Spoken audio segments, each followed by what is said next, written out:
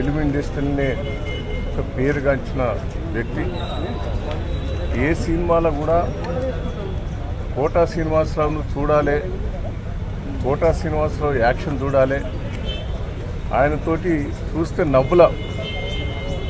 నవ్వులతోటి బయటకు వస్తారు. ఆయన ఒక పేరుగాంచిన వ్యక్తి. అసుంటి వ్యక్తి చనిపోవడం తెలుగు ప్రజలకే కాదు, తెలుగు ఇండస్ట్రీకి కానీ అందరికీ చాలా బాధాకరమైన విషయం. చాలా సన్నిహితమైన వ్యక్తి. నాకు కూడా దాదాపు 40 ఏళ్ళ నుంచి పరిచయం. అప్పుడు తెలుగుదేశం బీజేపీ అలయన్స్లో కూడా కలిసి పనిచేశాం. చాలా నాకు సన్నిహితం. ఎక్కడికి పోయినా ఎక్కడ కలిసినా దయన్న ఫిల్మ్ ఇండస్ట్రీని ఒక పేరుగాంచిన వ్యక్తి. ఏ సినిమాలో కూడా కోటా శ్రీనివాసరావును చూడాలి, కోటా శ్రీనివాసరావు యాక్షన్ చూడాలి, ఆయనతోటి చూస్తే నవ్వులతోటి బయటకు వస్తారు. ఆయన ఒక పేరుగాంచిన వ్యక్తి.